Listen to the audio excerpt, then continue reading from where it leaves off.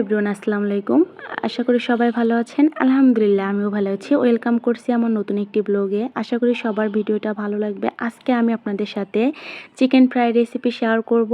তো ভিডিওটি না টেনে সম্পূর্ণ ভিডিও দেখার অনুরোধ রইল। তো প্রথমে আমি এখানে দেখেন চিকেনটা কেটে ধুয়ে পরিষ্কার করে নিয়েছি। এখানে আমি হাফ কেজি পরিমাণ চিকেন নিয়েছি। তারপর এখানে রসুন বাটা, আদা বাটা, সামান্য পরিমাণ জিরা বাটা, আর তারপর এখানে দিয়ে দিলাম সামান্য পরিমাণ গরম মশলা গুঁড়া, আর তারপরে এখানে স্বাদ মতো লবণ, আর তারপরে এখানে দিয়ে দিলাম গুঁড়া মরিচের গুঁড়া।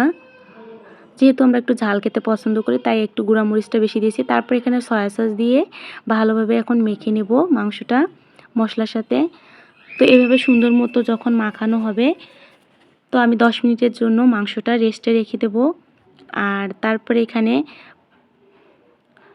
চিকেন ফ্রাই যে চিকেনের লেয়ারটা হবে তার জন্য আমি এখানে এই যে দেখেন ময়দা, আর এখানে হাফ একটু পরিমাণ কর্নফ্লাওয়ার, আর এখানে আমি সামান্য পরিমাণ লবণ, আর গুঁড়া মরিচের গুঁড়া আর একটু জিরা গুঁড়া দিয়ে মাখিয়ে নিলাম। আর মাখিয়ে নিয়ে এখন রেখে দেব। আর তারপর এখন আমি ভেজে নেব 10 মিনিট পর। 10 মিনিট পর দেখেন আমি এভাবে এই ময়দার মধ্যে ভালো মতো করে মাখিয়ে ঠান্ডা ফ্রেশ পানিতে একটু চুবিয়ে নেব, নিয়ে আবারও আটার মধ্যে চুবিয়ে নেব আর কি ময়দার মধ্যে। তো এখানে ময়দার মধ্যে চুবিয়ে আবারও পানি এই 2-3 বার এভাবে আপনি যত লেয়ারটা মোটা করতে চাইবেন ততবার আপনি একটু পানিতে বেশি ভিজাবেন। তো আমি এখানে 3 বার এইভাবে ভিজিয়ে ময়দার মধ্যে ভালোভাবে মেখে নিয়েছি। তো মাখিয়ে নিয়ে আমি তেলের মধ্যে দিয়ে দিয়েছি। এভাবে সবগুলো আমি এক এক করে সেম একইভাবে মাখিয়ে ময়দার মধ্যে মাখিয়ে তেলে দিয়ে দেব। তো এটাও আমার দেখেন সুন্দর মতো মাখানো হয়ে গেছে। এখন আমি তেলের মধ্যে দিয়ে দিলাম।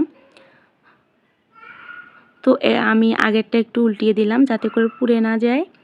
আর তারপর আমি বাকিগুলোও সেমভাবে দিয়ে দিলাম, আর দিয়ে ওলট পালট করে সুন্দর করে লাল লাল করে একটু ভেজে নেব।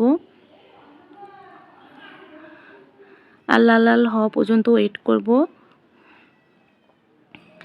আর একটু পর পর একটু ওলট পালট করে দেব। দেখেন চিকেন ফ্রাইগুলো কতটা সুন্দর হচ্ছে, আর উপরের কোডিংটাও দেখো সুন্দর হয়েছে। তো তারপর এখানে আমার ভাজা শেষ, আমি এখন তুলে নিচ্ছি। এখন বাকিগুলোও সেমভাবে দিয়ে দেব। বাকি চিকেনগুলো একইভাবে আমি দিয়ে দিলাম। এখন এগুলোও আমি লাল লাল করে ভেজে তুলে নেব। তো বেশ কিছুক্ষণ পর দেখেন এক পিঠ ভাজা হয়ে গেছে আর অন্য পিঠ এখন ভেজে নেব। তো এই 2 দিকে ভাজা হয়ে গেছে। এখন আমি সুন্দর করে আরেকটু নেড়েচেড়ে তুলে নিলাম এগুলোও। এখন এগুলো তুলিয়ে নিয়ে আবার আমি বাকি যেগুলো আছে সেগুলোও দিয়ে দেব।